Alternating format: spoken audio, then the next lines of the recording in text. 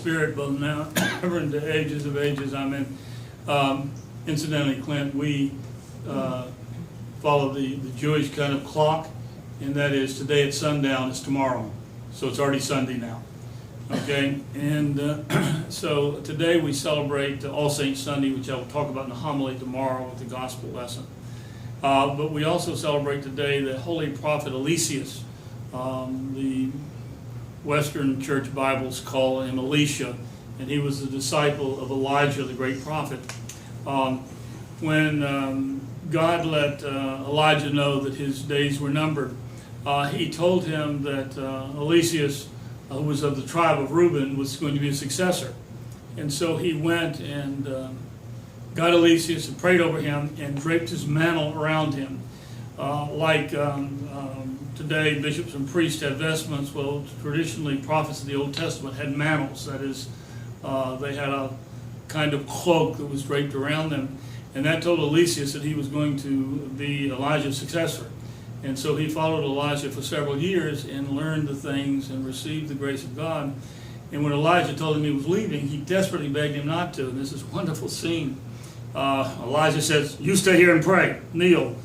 And so he goes and crosses a river, and Eliseus follows him. And he goes further, and Eliseus follows him. And he keeps saying, "Go stay there and pray."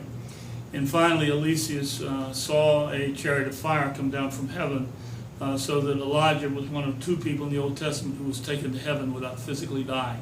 The other was Enoch, who was a descendant of Adam and Eve. And at any rate, Eliseus' ministry was very incredible.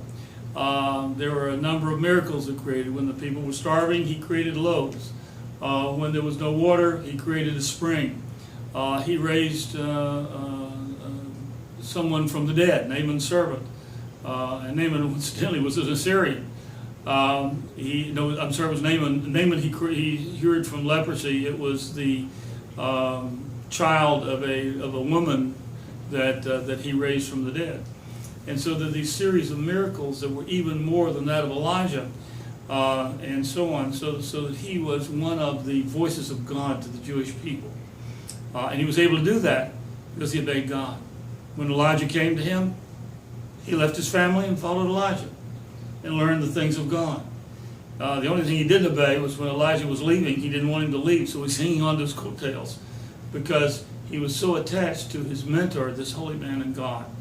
And that's some of the stuff that we've lost in our day, being really attached to holy people of God. We also celebrate today Methodius.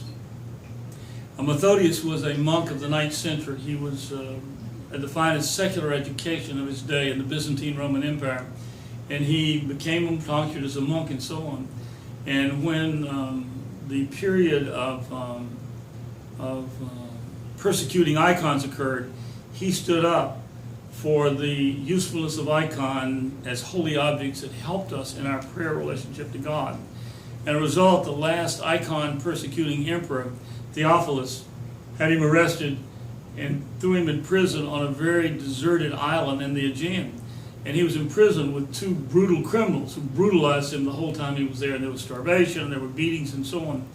And finally, when Theophilus died, and his son Michael technically became the Christian emperor, his wife, Theodora, was the regent for her small elementary school child. And she brought the icons that she had hidden in her chambers out and took them to the great cathedral, the great basilica, Hagia Sophia, Holy Wisdom in Constantinople, and reverence those icons on a day which we now celebrate the first Sunday in Lent as the beginning of Lent, and we call it the Triumph of Orthodoxy.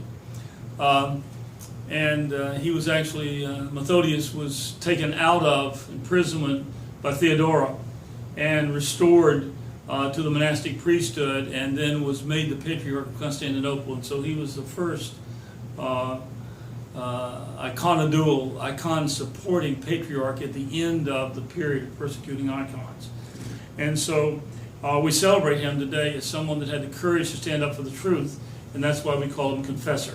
Confessor is someone that is physically persecuted for the truth, but not actually killed, whereas martyrs is someone who is killed. And so we celebrate his life and his work on this day in the name of the Father. And would that we be so courageous. In the name of the Father, Son, and Holy Spirit, now and ever into ages of ages. Amen.